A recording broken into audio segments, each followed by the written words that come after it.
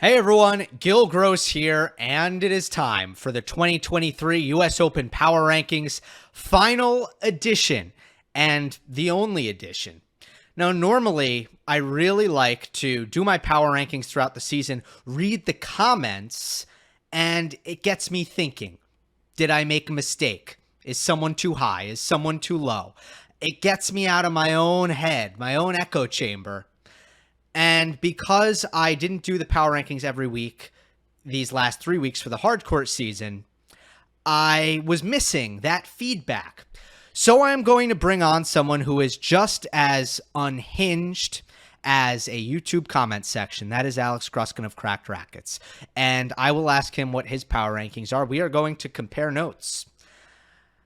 Before, I will run through mine rapid fire. I'll give you quick reasonings, and then I'll get to Gruskin after that. I will warn, I did have some audio issues. The audio was coming from my camera instead of my microphone here. So unfortunately, it doesn't sound awesome, but it sounds good enough that I did not re-record. So hopefully that's all right. It'll be rapid fire going through these power rankings, and then we'll get to Gruskin. Just kidding. I am re-recording, so my audio is going to sound fine. Let's begin with the next out category. We have Taylor Fritz, Hubert Hurkacz, and Alex de Minaur. When it comes to Fritz, there have been some titles this year, some consistent results, but not enough big event success. His struggles at the last 4 majors are well documented, and I do think that that should turn around at some point soon. But even if you go down to the Masters 1000 level, it's not inspiring. One Masters semifinal this year, you got to go all the way back to Monte Carlo. As for Hubert Hurkacz, he's looked fantastic these last couple weeks, both runs ending at the hands of Carlos Alcaraz, but from the eye test for me, he's playing by far his best tennis of the year. The reason he doesn't end up in the top 10 is because of his season as a whole. I mean, you look at the big picture here, he's 16th in the race, and it feels like that could be worse if he hasn't been relatively clutch in deciding tiebreaks and won a few matches down match point. And another thing is his struggles at majors. Now, maybe he doesn't have a reputation as someone who hasn't done well at the slams because of that high-profile Wimbledon semifinal run, but that's his only quarterfinal. Wimbledon 2021, that's it. Let's go to Alex de Minaur. He's been red hot. You can't argue with his results. He's made 3 finals since Queens, and he's also turned around his results against top players. He started 0-18 against top 5 opposition. He's now 4-4 in his last 8. But again, it's his overall body of work at the majors that really stops him from getting in this top 10. He's only made 1 major quarterfinal in his career. That was at the US Open in 2020, and it's a pretty large sample size. So to put de Minaur in the top 10 would be to basically say that he's a completely different player than what we've seen for the last 3-4 years, and I don't have quite enough reason to believe that this is a completely different and brand new Alex de Minaur, even if he might be playing the best tennis of his career. I just can't make that leap. So with that, let's go to the top 10. At number 10, it is Holger Rune. There are a ton of question marks when it comes to Holger. Is he healthy? His Cincinnati ended with a retirement because of a back injury. Why hasn't it happened for him on outdoor hardcourt? Is it the heat? It's hard to come up with a great theory, but for sure, that kind of thing is a pattern that's hard not to notice. He hasn't made a big outdoor hardcourt quarterfinal thus far. We also saw him get into a pretty big slump last year. I don't know if he's quite in one this year. At this point, it's way too early to say that, but the fact that we saw him get red hot and we've seen him get pretty cold at times, it just leads you to believe that maybe that's who Holger Rune is right now, and we just could be in the midst of a cold stretch for him. He also doesn't have the long resume of results over the course of a longer career that would make it easy to look past his recent struggles and give him the benefit of the doubt. You'll find that there are some players above him in these power rankings who have, similarly to Rune, not had a great last couple weeks. But when you have a massive resume to look at, you can kind of lean on that instead of those recent results, but with Holger, it's harder to do that. He's 0-2 versus top 20 players on hard court this year, and he's only 14-9 overall on hard court. All that adds up to his placement at number 10. At number 9 is Casper Ruud. He is your reigning U.S. Open finalist. He is a 3-time major finalist. But he's also 10th in the race this year, at risk of missing the year-end championships. And the last 2 weeks have not been good. 1-2 at the Hardcourt Masters, losses to Alejandro Davidovich Fokina and Max Purcell. The ugliest thing out of all of it is his record on hardcourt this year. It's 6 wins to 8 losses. It's almost incomprehensible that someone with a 6-8 record on hardcourt would even find their way into this top 10 power rankings. But U.S. Open finalist, 3-time major finalist, has a knack for making runs when you don't think he's going to make a run. So, yeah, he's number 9 for those reasons. At number 8 is Andrei Rublev, someone who has defined consistency when it comes to making major quarterfinals. He's already been to 2 this year, and that means that this is the 3rd year out of the last 4 where he has quartered at multiple majors. The body of work this season is also good. He's 6th in the race, but his hardcourt Masters last couple weeks, just like Ruud, just like Rune, pretty much a worst-case scenario. A couple of first-round losses to Mackie McDonald and Emil Rusevori. Ultimately, it's his history making quarterfinals and his solid season that lands him at 8. At number 7 is Tommy Paul. I don't know if that's a surprising placement, but it's certainly a fresh one, a new one, because Tommy Paul has never landed himself inside a power rankings for any major in his career. That's for sure.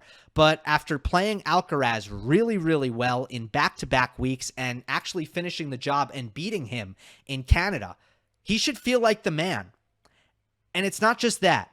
Lest we forget, he made the Australian Open semifinal. Yeah, the draw was kind, but he did it. He knows he can do it. And you look at his hardcourt results in 2023. I have a stat for you. Only 4 players this year have 20 hardcourt wins and above a 70% win rate on the surface. Djokovic, Medvedev, Sinner, and Tommy Paul. Now, he had struggled at the U.S. Open until last year, but that's behind him. I thought he got a pretty good run. He had a win over Sebastian Korda. He pushed Casper Ruud to 5 sets, and Ruud would go on to make the final. But the knock on Tommy Paul is this. He's played 13 majors since 2020, only 2 fourth rounds. Let's go on to number 6. It's Stefanos Tsitsipas. Since winning Los Cabos, Tsitsipas has gone 3 straight matches without breaking serve once. But the most damning statistic that I hadn't even noticed before doing research for these power rankings is that Stefanos is 0-5 against top 10 players this year. He's also never been past the 3rd round at the U.S. Open, but that's a stark contrast to what he's done at the Australian Open. Semifinals are better in Melbourne 4 out of the last 5 years. This is a pretty similar surface, and the disparity shouldn't be so wide. So I actually take his Australian Open results into account. And to me, that boosts Tsitsipas's placement in these power rankings. Another thing with Steph is I'm curious to see if Apostolos is in New York. The process of moving away from him as a head coach is, of course, not easy. In the long run, I think it's going to be great for his tennis, but there might be some growing pains. And I'm just curious. This is a major. This is the U.S. Open. Is Apostolos really just not going to be there? Or is he going to be in the box, and might that dynamic still be in progress in terms of figuring that out? At number 5, it's Alexander Zverev. Finally, Zverev got his first top 10 win of the season over Medvedev in the semifinal run last week in Cincinnati. He also pushed Djokovic decently hard. Suddenly, he's both more decorated and in better form than so many of the players above him in the rankings. Also, you look at the race now. He's 8th, and January was basically a wash for him. He was a shell of himself. He took an early loss at the Australian Open to Michael Mmoh, if my memory serves. I genuinely wonder what would happen if you took away January and then recalculated the race. Zverev might be even a few spots higher than he is already. He's also been good at the U.S. Open. Last 2 appearances are a final and a semifinal. Now, I still don't think he's offensive enough right now to beat an elite player who's on their game. But still, Zverev seems pretty well positioned for at least some sort of a run at the U.S. Open. There have been some strange, surprising losses sprinkled in here and there for Zverev. He's been breadsticked or bageled in 5 of his losses this year, which seems like a high number. But as long as he doesn't have one of these performances where he kind of no-shows, I'm feeling pretty good about Sasha. At number 4 is Jannik Sinner. Sinner is basically the only player in his tier who delivered an overwhelmingly positive North American swing. He won his first big title. That's absolutely massive. It's a huge weight off of his shoulders. And you really can't fault him for losing first round in Cincinnati the week after. Now, if he made a run in Cincinnati, it would have really showcased his durability. It would have told you that physically he's very much ready to go 2 weeks, best of 5 sets. And maybe he'd be even higher on this list had he made a run in Cincy. But overall, I don't really penalize him for that loss. He's also coming off of his first ever major semifinal. That's not only good experience, but really good to get over that quarterfinal mental hurdle, which could have tripped him up at the U.S. Open.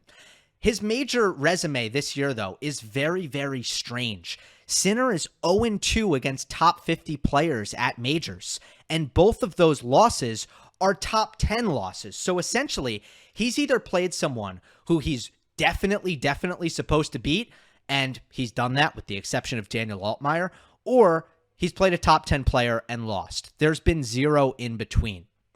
I'll also say that because there's a one-dimensional aspect about Sinner's games, the draw, which has been kind to him thus far, it's going to be very important. Not so much that he needs an easy draw, but just that some matchups bother him a lot, and other matchups, he's the one doing the bothering. So it's going to be fascinating to see what kind of players he's drawn with. He's also the sort of on-the-rise player who's done well at the U.S. Open in recent years. Let's go to number 3. It's Daniil Medvedev. Medvedev failed to make a semifinal in either of the lead-in hardcourt Masters.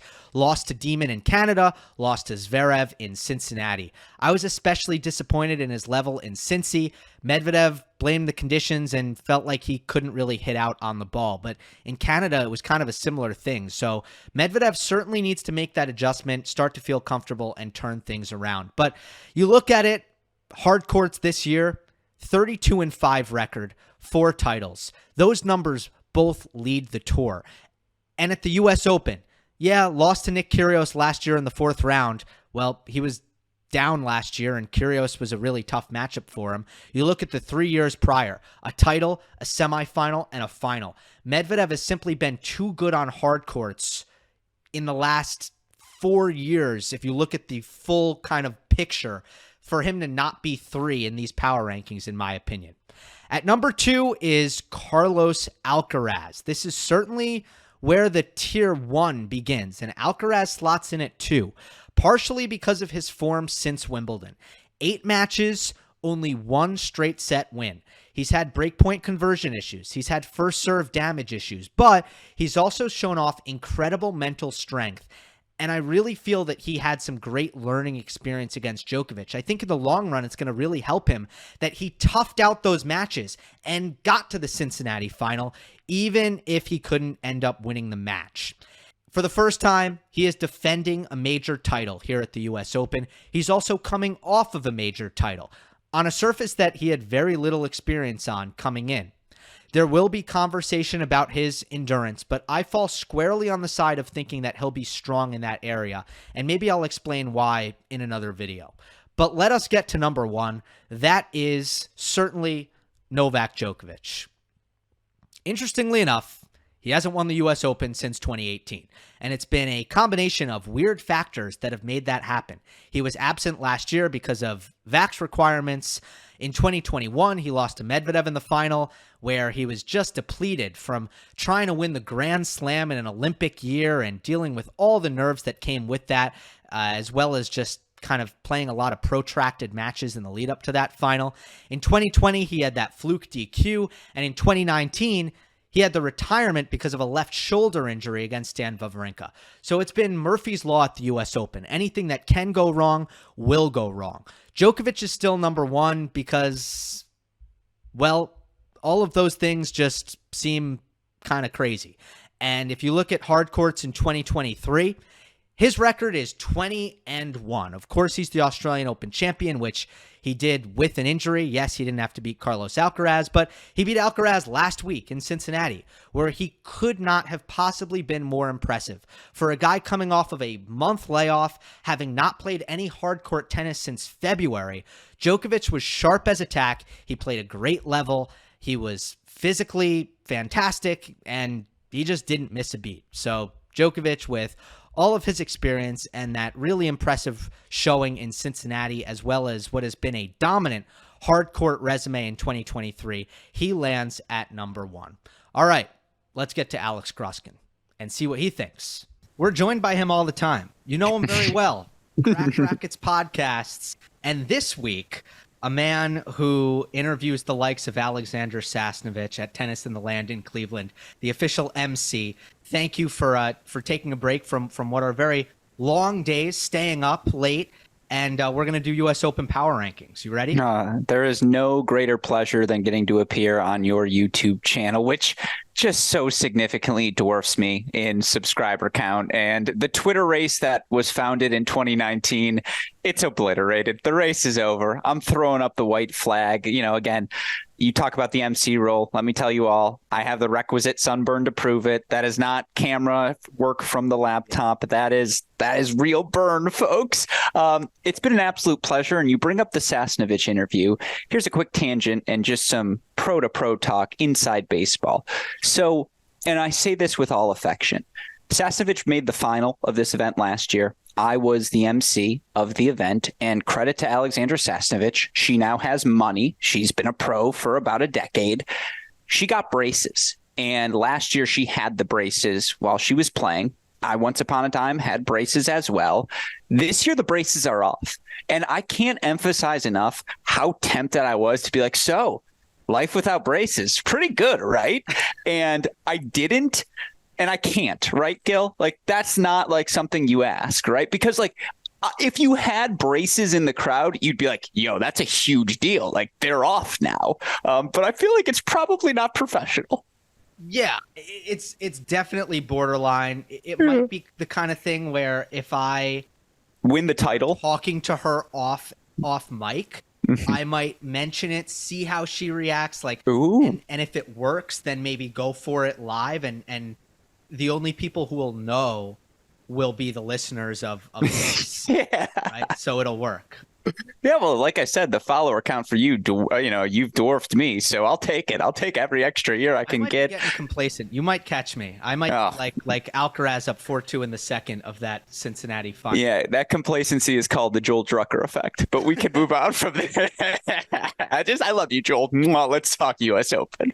Let's do it. From Sasnovich to who's going to win the US. Yeah. Let's start at the top. Okay. There's one of two guys who you put in that number one spot.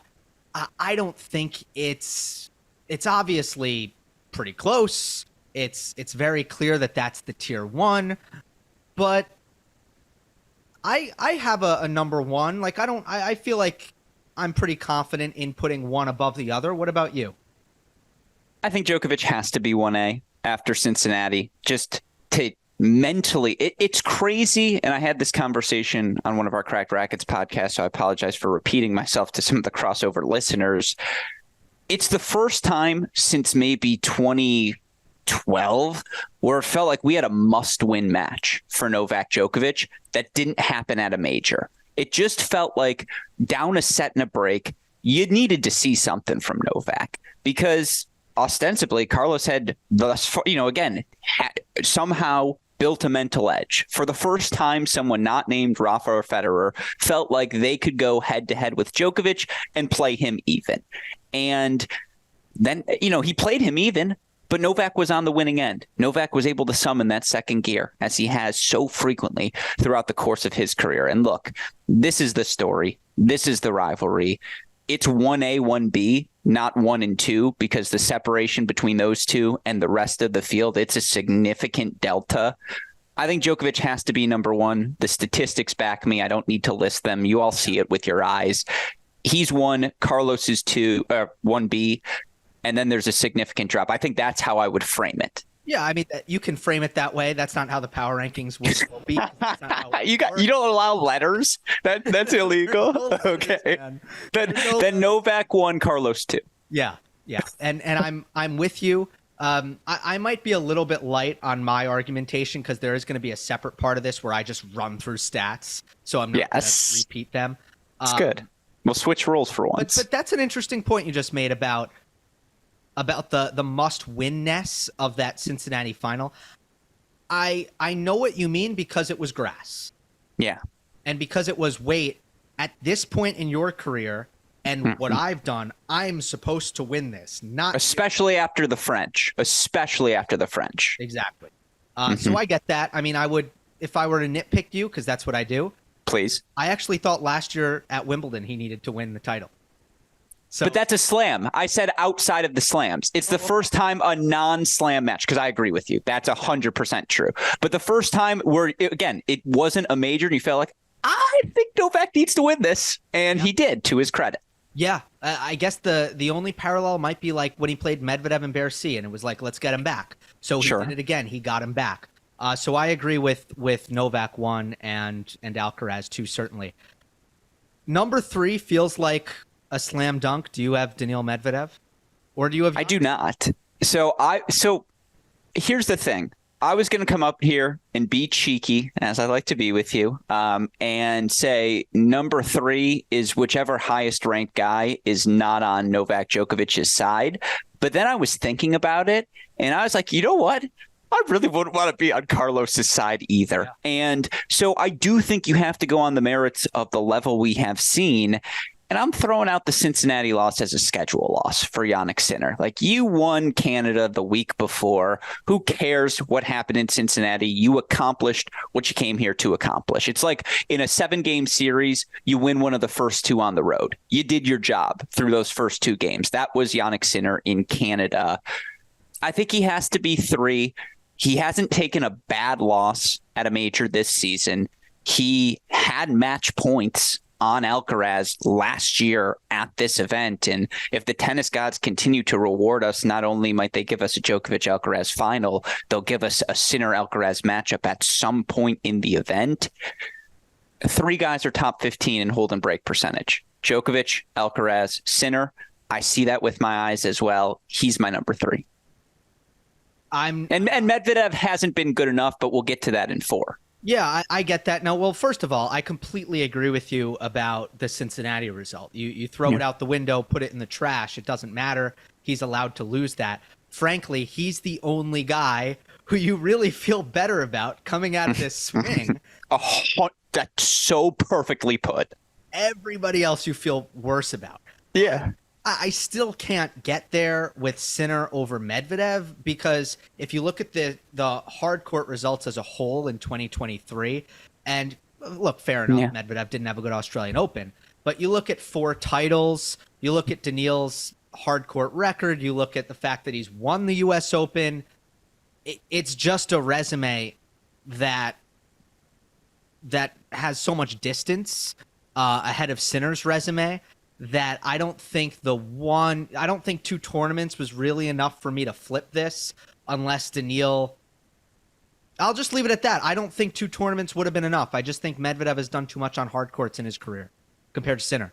It's a fair argument to make. We've also seen Daniil Medvedev win a U.S. Open. And I know that sounds very simple, but you have to see it to believe it almost with this next generation of guys. And I know Daniil Medvedev has the requisite fitness at this point of the calendar to be a nightmare 3 out of 5 sets. Now, I would have liked to see him make a semifinal run at one of the 2 Masters events. That was my litmus test for Sabalenka, Swiatek as well. Just like go out, do that job. And to their credit, they both did. Medvedev didn't. Sinner won the title. You know, I've always held a lot of Sinner stock. That's why he jumps Medvedev from 3 to 4. But again, it's a 2-tiered system. Gill. It's actually a multi-tier system with numbers, no letters. But tier 1 is Djokovic Alcaraz. Tier 2 is Sinner Medvedev. Tier 3 is the plethora of people that, as you referred to, you're not feeling so great about after this North American hardcourt stretch. Yeah, absolutely. Okay. I thought we would agree on that. That's interesting. Well, I guess it's not an argument. Honestly, man, it's short term versus long term. Yeah. For me, the long term just outweighs what we've seen in the last 2 weeks, especially. I mean, look, the short term means a lot. All right. And Medvedev, I mean, what did you make of Daniil's loss to Zverev, for example? Well, to me, and the numbers say this as well, something's off with the serve right now. Like, it's just not dominating the way it needs to dominate. And I know he had a wave of double faults during Cincinnati. It just feels like he hasn't served particularly well these past 2 weeks. That's the thing to me, is the physicality he brings is so perfectly accentuated by that 135 bomb he drops on you to earn himself some free points along the way. And if he's not doing that, the 5-set recipe just becomes so much more arduous versus Sinner, who can just go out there and say, look, I'm hitting the ball big and I'm going to beat you. And the game plan is a little more simple and self-determinant. I prefer Medvedev in best of 3. Yeah. Ooh. And I like to point out. Ooh, I like that take. Yeah. And I like to point out that when he won the U.S. Open, he lost 1 set. Yeah. The guy didn't have to play 4 and 5 setters. So I think that's a legitimate question mark that's attached to Daniil. And then he also played the ghost of Novak past in that final, but that's a discussion for a different time. True. Yes, the second serve has been an issue, no doubt about it. That's the biggest concern. I think he knows that. He'll try to fix that. My biggest question with Medvedev, and I suppose it ties into Sinner in a way, is conditions-wise. Like, when it comes to the tennis balls, is this going to be a situation where he's like, I don't like these Wilson U.S. Open balls this year. Like, they just fly and I can't control them. Because against Zverev, he was just pushing the ball. He had no confidence in hitting out on his forehand. And then he kind of said why he didn't have confidence, because he felt like if he slightly mishit it, slightly mistimed it, it was going 10 feet long. And when that's kind of in your head and you're Medvedev and you're already defensively minded to begin with, it just led to a Medvedev who is just massaging the ball in the court and not doing much else from the back. Perfectly put. I'll tell you this. If he doesn't like the balls, we will be the first to know, because he'll make it very clear in the first set of his match. Let me ask you about Tsitsipas. He's one of the guys who has not inspired confidence, although he did win Los Cabos. I think that's interesting about him. The other very interesting thing about Tsitsipas is the delta between his Australian Open success and his U.S. Open success. They're not even in the vicinity of each other, and that to me is interesting. What do you make of it, and where do you have him? Yeah, maybe he's Dominic Thiem with less press. Like, he's just playing himself out of shape out of the end of the year. Like, you just start to wonder. I mean, here's the thing. He did win Los Cabos. Like, it's not as though he had a terrible North American hardcourt stretch, right? Like, you look at who the losses were to in particular, and, you know, the context of each of those losses for Tsitsipas. What was it? The loss to Monfils in Canada. All right, that one's not great. You could argue, though, that Hurkacz is pretty well built to do the things that make Tsitsipas uncomfortable, and like I don't hate that loss as much, particularly given Hubie's form. Agreed. I'll give you an agreed, but 5-2 head-to-head over Hurkacz before that match, which fair. Surprises me. Surprises me, I'll say, but that's what it was. What if they just agreed, like, how about Tsitsipas, you play your forehand down the line, I'll go backhand down the line, we'll just keep everything on the deuce-head side. Like, agree? Because I don't want to hit forehands, you don't want to hit backhands, half court down the line. Where am I with Tsitsipas? What a loaded question. Well, very straightforward. Where do you have? It was he is on my list because it's just disrespectful. You can't have a guy who's made multiple slam finals, who's beaten a Federer at a slam, who's beaten Tsitsipas beat Nadal at a slam, right? At an Australian Open. I'm not crazy. You're not crazy. How? Like, It's 30 for 30 or like 6 for 6 on that match. Something fast and quick and enjoyable. I have him 8th, and it's because I wanted to be fun with 7. Like, again, this is the tier 3 of, I think only one of 4 guys are winning this event. I think it's going to be Djokovic, Alcaraz, or Sinner and Medvedev do find that additional gear that I think we both think they're capable of. And certainly Medvedev showed earlier this season on hard courts. I mean, Tsitsipas is number 2 in hold percentage. He's good. I just like 8th, quarterfinals, 8th. That's where I have him. Okay. He has not broken serve in his last 3 matches. Yeah, checks out. I just wanted to counter or kind of go the other way on the how well he's holding serve stat. Yeah, that's the problem. And hey, these hard courts are quick. The return is a challenge. The thing, and I have him 6th. I have him higher than you. And the big reason is I don't buy this Australian Open, US Open disparity. Now, I agree with you that he has been burnt out and worn down come US Open time, and oftentimes the second half of the season just hasn't been as good as the first half. But I just think it's completely due to turn around at some point how different those 2 events have been for him. It makes no sense to me. So that is to say that his success at the Australian Open, including making the final this year, has boosted him for me in my rankings. And that's kind of how I get there. All right. I mean, again, it's 6th, 8th. To me, it's the same section of on this list. And so I'm a little lower, but I'm curious, do we agree on 5? I have a feeling we're going to. That's interesting, right? So this is the best of the rest spot. And I have surprised myself with who I went with, because it's not someone who I have backed or really picked to do a lot or fancied all year. But it's Alexander Zverev at this point. I think he's there now. It's just, it has to be it. It has to be the player there because he went and beat Medvedev in Cincinnati. The 6-5 against Djokovic was ugly, but that's what Zverev does when he's at his best, is he just makes matches ugly and he grinds and it gets physical, but that physicality is 94% back for Alex Zverev. It's not 100 because he's not quite as fluid as he was prior to snapping that ankle in 2022. He's 6'6", can serve like it. Again, are you going to trust him enough in crunch time to put him up with those top 4 guys? No, he hasn't put together a result despite winning Hamburg that would have him quite in that conversation, but it's best of the rest. And I feel less bad about him than I do the rest. Well, he needed his top 10 win. If could not put him 5, if I was like, you haven't beaten a top 10 player all year, you can't be 5 in the power rankings. But he gets that against Medvedev.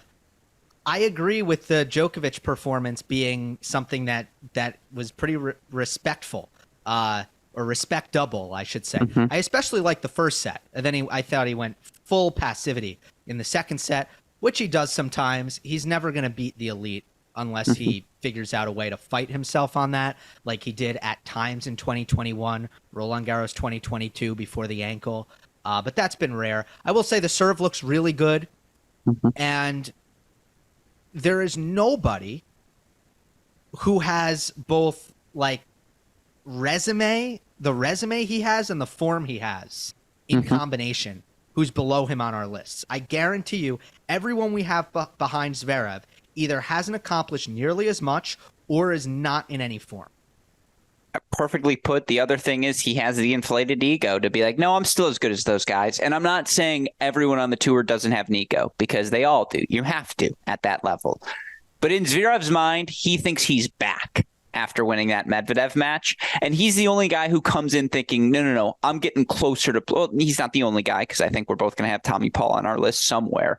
Yep. But he's the only reasonable guy, as you mentioned, with the resume to be like, no, I'm sort of finding my form. I should be the best of the rest. Where do you have Tommy Paul? 6, like right behind him. Let the record show, because again, you're starting to think you're going to love my 7. I'm really excited to unveil my 7. Where's Tommy for you? Because I'm curious your thoughts on him. For me, he's 7. Okay. I thought, in fairness, I was going high. I'm kind of not surprised you one-upped me in this area. It's a very on-brand thing for you to do. Come on now. That in a hat. It's going to happen every time. Listen, Tommy Paul should feel like the man right now. Is he the best American right now? In Tommy Paul's head, he should think he's world number 3. I mean, that's... And... Played Alcaraz twice and beat him once in this North American hardcourt stretch. Back-to-back weeks. Yeah. It's so hard to go the next time. You're not being 100%. taken lightly. You're getting game planned against because you just beat him. And you give him a run for his money again. It's just so impressive to me. And then you need a little more than that. And it's like, all right, Australian Open semifinal. Cool. I hear he's one of 4 guys with 20-plus points on hardcourts this year. Good stat. Which, by the way, true. Look, I hate using arbitrary. Listeners who have heard my work before know I'm a quantifiable guy. But the qualifier is he has it. The athleticism, the fluidity, the creativity, the ability to embrace the crowd, the calmness and swag through it all. But then when he makes a play against an Alcaraz, you're going to hear about it from him because I made this joke. Carlos looks at Tommy and vice versa, and they go, finally, a real athlete, like finally someone on the level. And he just has that fact. And I just think, look, it helps that he's handsome. I think they respect his game. Like, I just think these players come in now, and I wonder how that changes things because he's not, no one's sleeping on Tommy Paul anymore. I think they view him as a real threat as well. I think he views himself as a threat. And by the way, the ability for him to be on Armstrong or Ash or one of the bigger courts now, I think that only helps him more. I am fascinated. There are a lot of great American stories. Him, Coco, Pagula. There are reasons to get Americans excited for this Open. When's the last time Taylor Fritz hasn't been our number 1 guy on the men's side? Well, I'm not talking about the rankings. I'm talking about like us. Yeah. Well, who has the January? I still think Corda was better than Tommy in January, but that's a debate we don't have to. I mean, I'm just saying, you're asking. Thank you for reminding us of how wrong you were. You're actually right in Australia. Yeah. Match points on Novak. Corda was unbelievable. He almost made my list here just on principle. Here's a rude thing that it's very good. You'll probably Casper say it yourself. Wait, that I'm going to talk about Casper. Would you say a rude thing? No. Forget this happened. Great podcasting. Okay, leave it in. Stat. Yeah. Paul last year at the U.S. Open, right? Yeah. Was 0-5 or something like that coming in. Okay. He was nervous as heck against Bernabe Zapata Miralles in the first round. His nerves were crippling. Like, you're Tommy Paul and you've never won a match at the U.S. Open. Yeah. I mean, that's enough to get you tight. So he goes 5 sets with Zapata Miralles, and then in the next round, he goes 5 sets again because he got a tough draw. I think he had to play Corda. He beats him, though. Next match, he gets Casper Ruud. That goes 5. He's dead in the 5th set. He loses 6-love. You can't play 3 5-setters in a row at the start of a major. But I'm just thinking also, just for fun, what if he wasn't so tight against Zapata Miralles? He beats him in straights. He might beat Casper Ruud, who goes on to make the final. So just a hypothetical I wanted to throw out there. Like, he did have a good U.S. Open last year, and he really pushed Ruud. Yeah, I think that's very fair. That was a fun rivalry last year. One of those, they played each other in a couple of fun 5-setters because those are two guys who, again, look at each other and go, hey, we're handsome and we're athletic. Let's have some fun out here.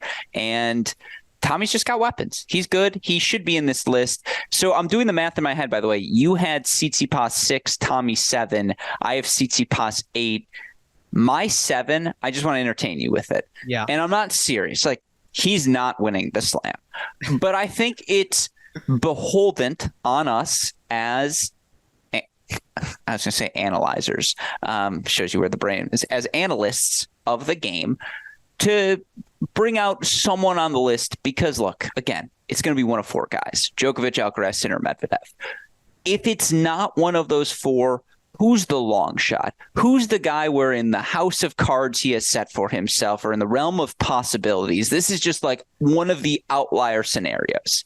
And I set all this up to say, if someone not in those top four is going to win this major, is it the most plausible scenario, Alejandro Davidovich Fokina, where he just like goes on one of those 2-week runs? Because again, it's like, this is my long shot. 7's the long shot spot for me, where it's like, let's just have some fun with this one. And I went through my head. I'm like, who are the fun picks here? Like, forget all the top 10 guys, Rublev, Fritz. It's all the same shade of meh.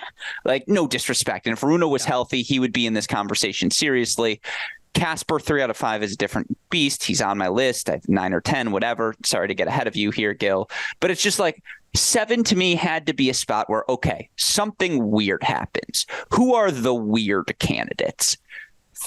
Here are the 3. You tell me who's most interesting, and then I'll shut up. I promise. Felix is a weird candidate because he's playing horrible, but like his serve, his forehand, what if he gets hot? Like, come on now. That would be weird and fun. Yeah. The second candidate, and again, like, second candidate is Korda. That's not a fun conversation, so we can skip that one. And I think the third is Davidovich Fokina. Like, he captures lightning in a bottle. There are times when he just does things, and he is the sort of athlete where, do I think he's going to win a major ever? No. But what if he just gets hot for 2 weeks? Like, he's the most realistic, implausible guy to me. Sure. I mean, at some point, usually it comes crashing down. If it were to get hot, but what if it didn't? You'd think it won't last 7 matches. That's a lot of matches. Look, I like the pick. I'm never really going to argue with like a bold Davidovich Fokina pick. I've made them in the past. I've been there. So I get it. You know, to answer your question on who is the weird guy, I actually think Holger Rune has just been so written off. There's no he's not there. I think that's the guy who ultimately, it could be like, remember when he hadn't won any matches coming into the US Open? Because if you were to ask me, I don't know, I'm not going to say March because there wasn't much, he wasn't looking so good. If you were to ask me in April or May, who would surprisingly win the US Open, I would have said Rune. And now he's so low on everybody's list because he hasn't shown anything. That to me is where I thought you were going when you were like, we got to get a little bit crazy here. Now you went crazier than that. On brand. So I'll tell you, Rune, I have 3 honorable mentions. He's not in my 10 or my honorable mentions. Did I say Rune? Yeah, not in your 10 or your honorable. Okay, sure. Okay. I could tell by your reaction that I didn't say the right name. Rune, I have, and I'm going to ask you where you have him. I have him 10. We agree. I have him 10 as well. Like, I respect it too much. Right. And the fact that he, Sinner, and Alcaraz have really separated themselves from the rest of that next gen 2.0 pack. Like, they are all top 10 players. And the eye test would reveal as much as well. And they all have Masters titles, and they've all made quarterfinals of slams, and they're all just knocking on the door already. And he's young enough that I'm willing to give him the benefit of the doubt that the 1 week break or all the medical things, 2 weeks, whatever it is, if he is well enough to play, he just has to be on the list. And so that's why I snuck him in at 10. Yeah, exactly. There's still kind of a wild card factor with him where, you know, the talent is there and it's like, when is he gonna just get back to giant killing like he did early in his career? It'll happen at some point. But he doesn't have a top 20 win on hard court this year. Obviously the form doesn't support him, but again, he's there because you know what he's capable of. So we have your 5, your 6, your 7, your 8, and your 10. Is your 9? So I think one of Andrei Rublev or Casper Ruud is not making your 10. Correct. And can I spoil it? Both are not making my 10. Both? Now, they're my first 2 honorable mentions. Let the record show Ruud is 11, Rublev is 12. And, you know, in my list, I had A's and B's, so I might have cheated. I just felt wrong not putting Francis Tiafoe on my list because I am such a believer in best out of 5 set Francis Tiafoe and the places he can go to physically that no one else can reach. He's also on that Alcaraz, Tommy level where it's just like, okay, fair fight. And I watched him and the New York crowd and the relationship they developed last year, and they will support him through and through. He will be a top 16 seed. So in theory, the draw should be there for him to at least get to the second week. And then once you're in the second week, it's anyone's ball game. In terms of, delineating outside of the top 4. I'm a believer in Francis in making magic in New York. And so that's why, because Ruud and Rublev have not played particularly well. Now, Andre Rublev's getting to the quarterfinals. Like, he's not in my top 10. He's getting to the quarterfinals. I just think he's got a hard ceiling in a way that Tiafoe doesn't. And that's why I put him a little higher on this list. Sure. I mean, there's always that question. Honestly, I was on a bike ride today thinking about this. Yeah. I'm like, is the power rankings about, because Rublev is a good example and Rune is a good example, is it about who's going to make the second week, the end of them especially, the end of the power rankings, who's going to make the second week or who can win? Yes. Sometimes that's different. It's a tough call.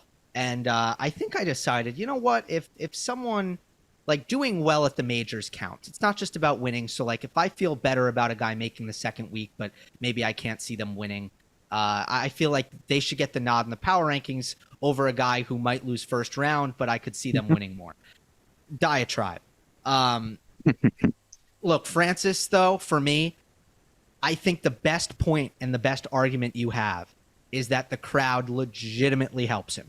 And that's not always true in tennis, right? You can't just be like, oh, it's a Frenchman at Roland Garros, they should be good. It's like, nope, Tsonga, Monfils, Simone, no.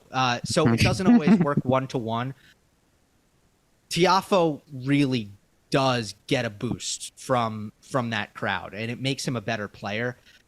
But yeah, I mean, there's not enough. To me, there's not enough major quarterfinals. There's not enough form. I can't back it up for me. So, but I'm interested in the pick. I like the pick. But can I ask you, in that spirit, who's more likely to win the U.S. Open? And it's both under 1%. Sure.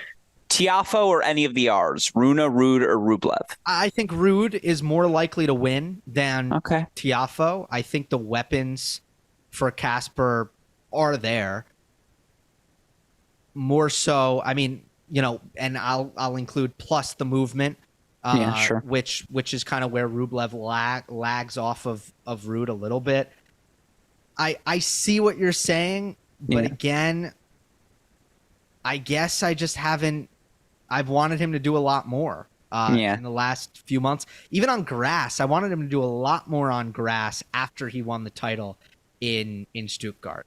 Yeah, completely fair. Well, then tell me the rest of your list, because where I believe we are with you, Djokovic, Alcaraz, Medvedev, Sinner, Zverev, Tsitsipas. Yep. After that, your 7, I think you said, or that's where we left, is Tommy. 8, 9, 10 gets interesting. The floor is yours. On your own show, let me just say the floor is yours. Well, we agreed. That's so kind of you. We agreed on Rune at 10. So what it comes down to is my 8, 9 are the two guys who you just left off. It's Rublev at 8 and Ruud at 9. Interesting. Explain that to me, please. Rublev over Ruud.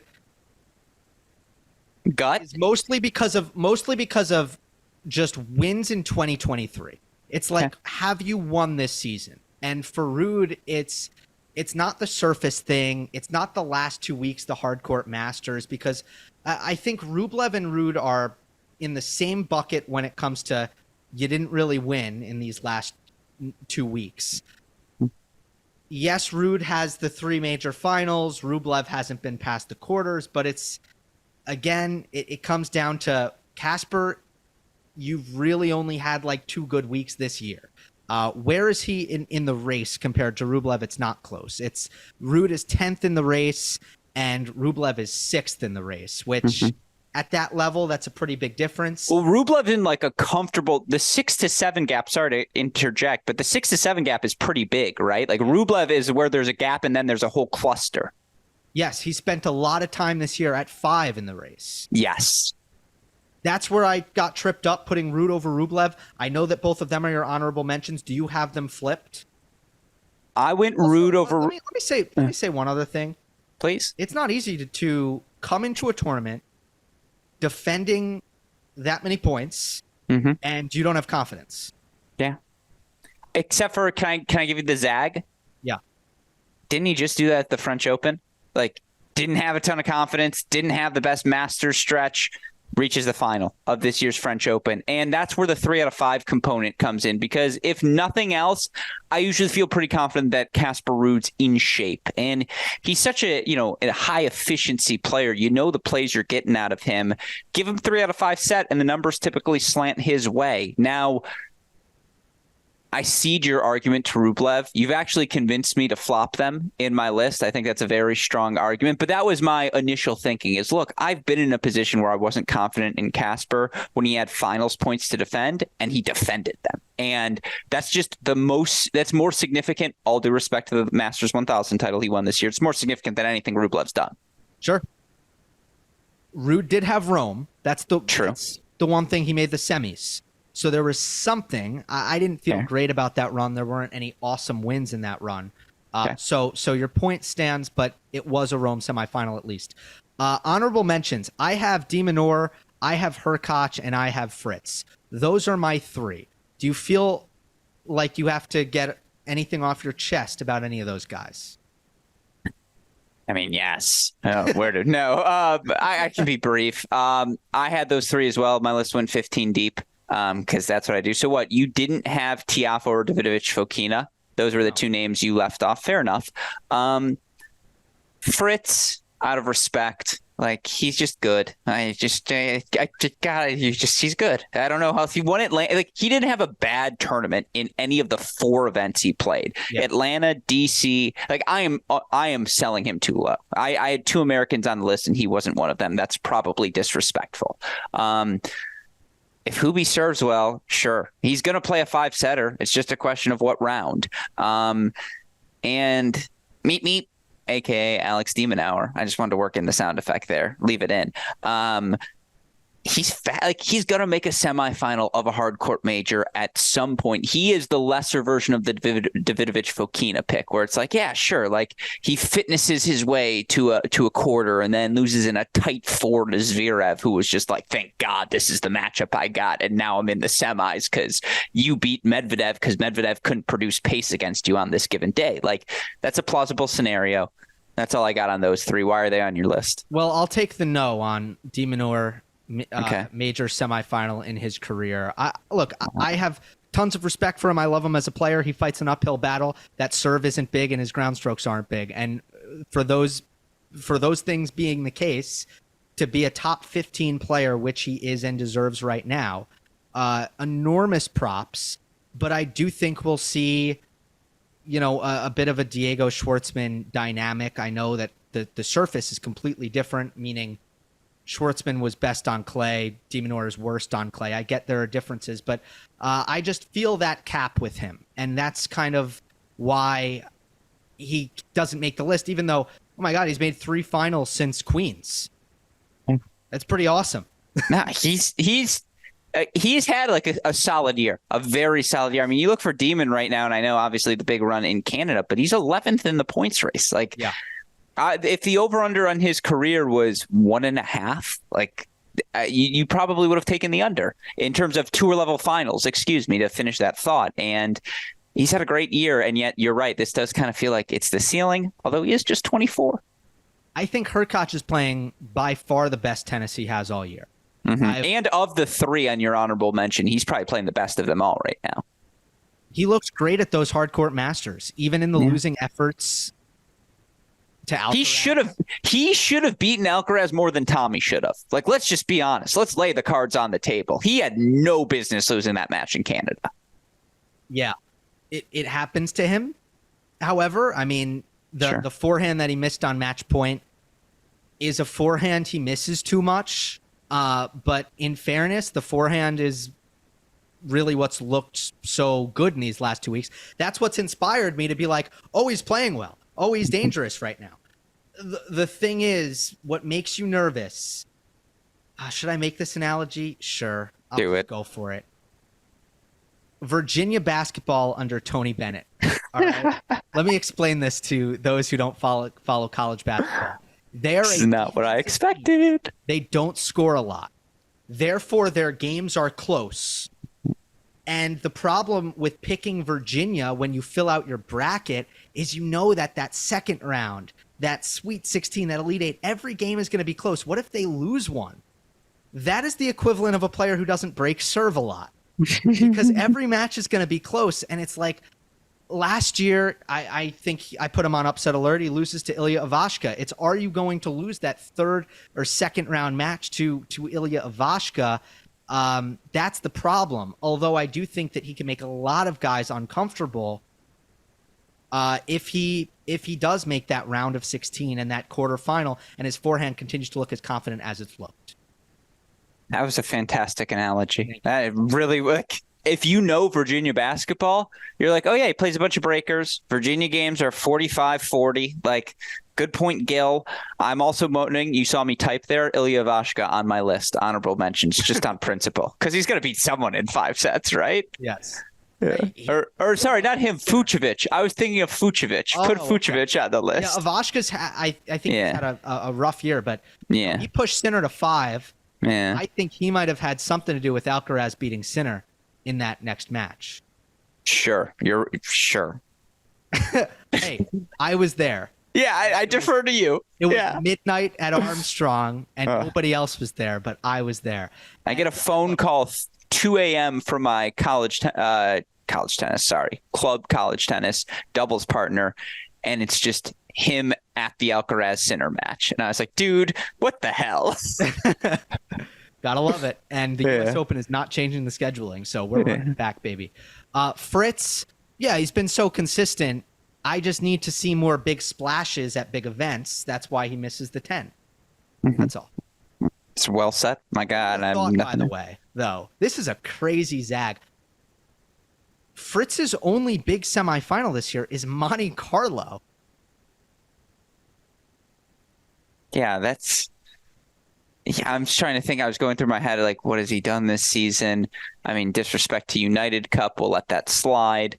Look, there's actually he's crushed the 250s. Like he killed the 250s, killed it. So is this his 2021 Casper Ruud season, and he's a year away? It's like next year's when he gets the 2 Slam finals. He hopes. Yeah, who's his college basketball equivalent? Give me more of those. I don't know. He is. I mean, he's Duke in every sense of the word, but he's not good enough. He's like, you know who he is? No, he's better than Texas, where it's just like, oh, he's got the weapons and he's got all the eye popping things, but like, you kind of want a little more from the results. He's a big brand. Villanova before they really got going. Oh, because right now the thing with Fritz is also the majors. The last 4 majors have not been good, and it's kind of like Nova got into that streak of they're really good, but man, they just don't win in the tournament. Yeah, or like, who was the Pittsburgh Pittsburgh men's basketball coach when they had DeJuan Blair, like those late 2000s, early. Anyways, Jamie Dixon, that's the name. Those Jamie Dixon Pittsburgh teams. All right. Yes. Nobody's watching anymore, so we'll wrap it up. Gruskin, what do you got to plug coming up? 3 A Tennis Show, myself, Amy Lundy, Joel Drucker. No, it's a Mini Break podcast, Great Shot podcast. We're covering all things Cleveland, Winston-Salem. On the Mini Break, we'll be previewing the U.S. Open on the Great Shot podcast. Hopefully we'll have time to do a home and home this week so we can have you on the show to talk about some aspect of it. Busy times at Cracked Racquets. Always a pleasure, though. Can always make time to join your show, my friend. Appreciate you, buddy.